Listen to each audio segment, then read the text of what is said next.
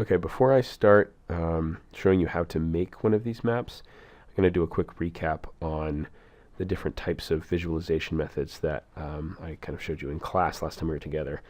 The three that we care about in this instance are the Choropleth Map, which we're looking at right now. We care about the proportional circle or proportional symbol style map, and here are two different versions of that. And we care about the kind of bar chart or histogram style of thematic map. And so in the next video, I'll show you how to actually make this map or this visualization here. But I want to walk you through kind of just some of the nuances of these different types of maps before we get going. So this is a choropleth map, and choropleth is a kind of a Greek-derived word, choro meaning area and pleth meaning number or many kind of quantities. And what it means is it's just we're populating the space, the area of the shape with color or with a symbol that means quantity. And it's kind of a pitfall, right? We can't just paint these areas arbitrarily. There's a couple of different classification techniques and kind of statistical standards that we like to use when we do that. We're not going to go too deep into it, but I think what I want to show you is just how I made this on the back end, which is that before we paint these different colors, we have to decide what does the data look like, and what is it that we're actually looking at here, right? So with every shapefile, we've always got kind of an aerial reporting unit. Aerial coming from area, right? Aerial reporting unit, not aerial like aerial photography, but in regards to area. And the aerial reporting unit for this shapefile is countries. And the countries represent the 1939 boundaries, kind of pre-war Europe.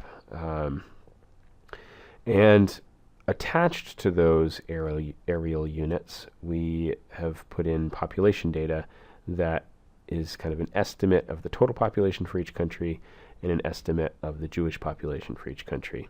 And those came from the documents that I provided in PDF form on your C file.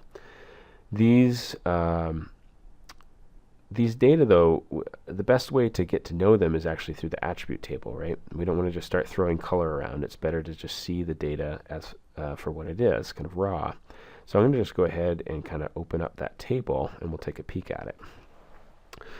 So this is an attribute table, and I hope you're kind of getting used to seeing them by now. On the left, we've got rows, right? And the rows are kind of these individual records, and every record relates to a geography or a geometric shape, in this case polygons. Sometimes they can be lines or points, but the country shapes are polygons, and every single polygon relates to a different record. Across the top we have fields, right? And these are columns, and these columns are different attributes. In some cases they're quantitative, in some cases they're qualitative. For instance, qualitative, kind of a nominal class would be name, so that means every single one of them is a different, you would just say a different name, right? Like a different identifier.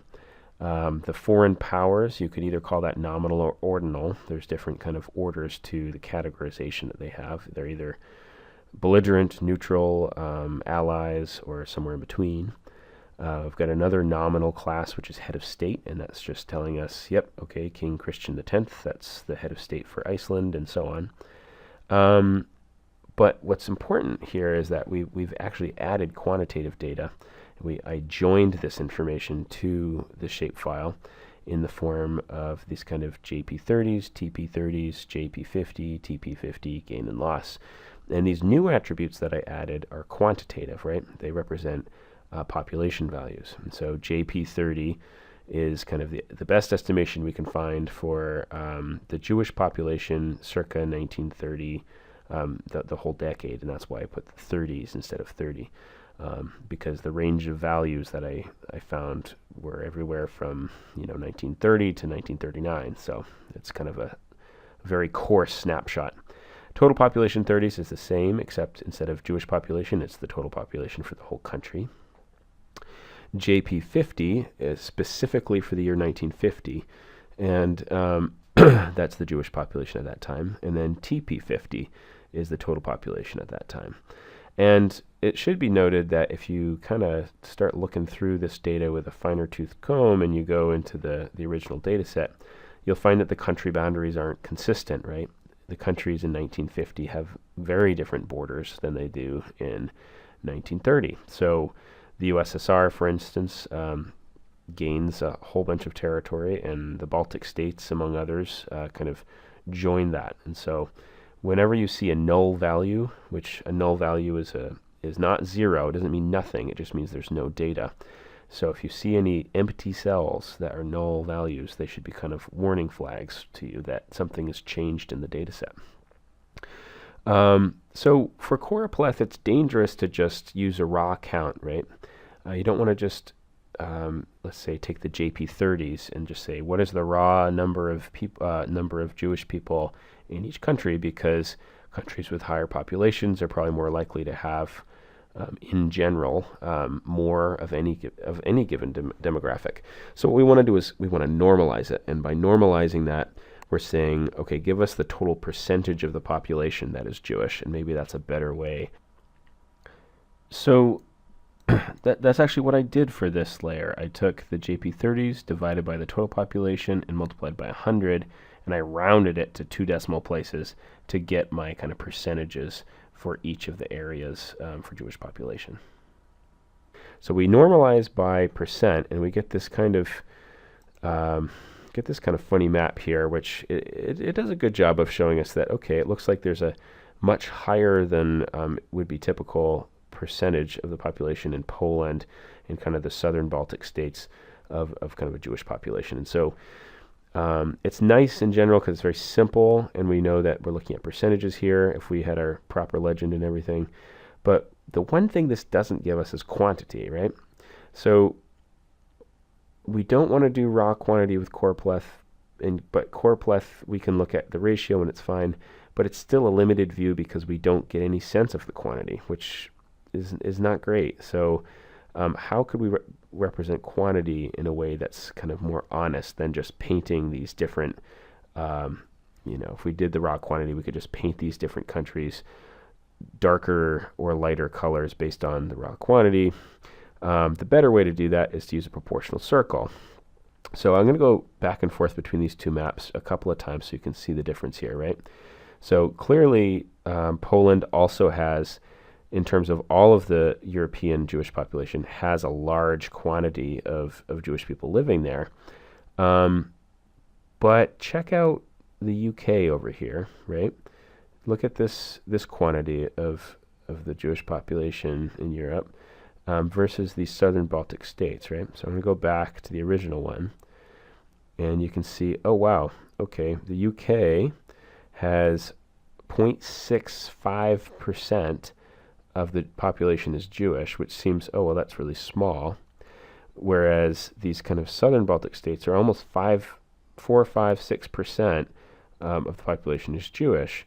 But if I go back again, we can see that that's actually not as many. There are actually more Jews living in the UK than there are in each of these individual states. So somewhere between these two is a good map, right? We can kind of see that they both tell us something that the other one doesn't. So you might say, well, let's try to, how can we combine them together? And one way to do that would be to take the colors of this and plop them in the circles of that and make what's called a Bivariate Map, but that's kind of above our pay grade right now. Another way to do it would be to make a proportional pie chart, and that's what this is here. So the proportional pie chart it augments the size of each of these circles by the total population, and then the sliver that's blue here is the Jewish population within that dynamic. And so the problem with this, though, is, I mean, you get a good sense of the general population of Europe, but what you don't get is you can't really compare. The general population is so much higher than the Jewish population, you can't really make good comparisons between Jewish populations. So it's always a catch-22. You want to show the whole thing at once, but it's almost impossible to. So you have to kind of pick one aspect of the data set that you're interested in to demonstrate what you're trying to show. So instead of trying to show the Jewish population in relation to the whole population, I kind of thought it would be interesting to show the general gain or loss per country of the Jewish population specifically, not the total population. And so that's what this histogram or bar chart map was trying to show, was linear measurements here that just kind of show, in terms of just like a bar chart. The dark blue was the Jewish population in 1939 or pre-war, or the 1930s. And the cyan or lighter color blue here is the Jewish population kind of post-war. And so what this does is that this is more close to the central narrative of maybe what I'm studying is the change in Jewish population across Europe. And this just kind of very starkly shows the intense losses of the Jewish population in Poland due to the Holocaust, in Germany, and kind of Central and Eastern Europe, and then slight gains here at kind of the periphery. And if we could show the U.S. populations, there'd be a huge jump in the Jewish population there as well. But this is the map that I'm interested in showing you how to make. So just to kind of continue with the recap, another way to show this would be to use proportional circles, right, to show losses or gains. So now I've decided to take the circle and augment the size of the circle by the raw count of loss or gain, and colored the circles categorically, red being loss of population and blue being gain of population, right? In some ways, what I did was I said, I want the difference, right, between each of these values, whether it goes up or down, to be the quantity that I show here. And again, this is going to be a little bit above our pay grade to make in just one video. So what we're going to do is I'm going to show you how to make this map. So just before I start showing you how to make that map, what I want you to do is try to remember some of the just kind of tenets of good design, and this was my series to try to demonstrate that. Good maps always, like I said, have a purpose.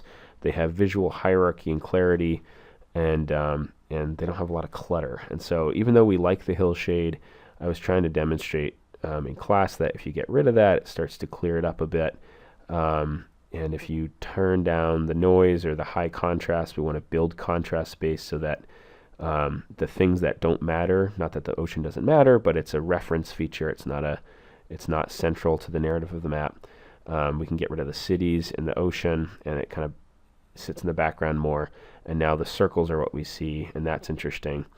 But even more than that, we can kind of soften the circles and add labels, and then the labels give us a real kind of immediate quantity to associate with these vague circles. So even though this may be, some of you were like, well, that's not as sexy as the hill, if we could add the hillshade in, wouldn't that be nice?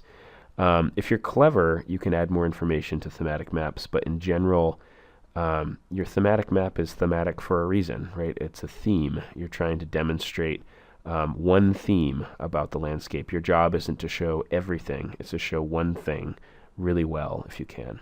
So what I want to do with our map that we're going to make is to try to show a bar chart, the bar chart version, right? I want to show this histogram gain and loss map, and I want to try to show that as well as I can. And I hope as we go on that we can all try to agree that this map is better than this map, but that also none of these thematic maps is complete. They're just showing kind of a snapshot or a picture of a theme. So with that, I'm gonna close this out, and we'll catch up on the next video with how to kind of go about making this histogram map. So I'm sorry that was kind of rapid fire. Hope you kind of can keep up. If not, watch it again, and I'm happy to entertain questions whenever you need. So just send me an email or give me a call. Okay, thanks.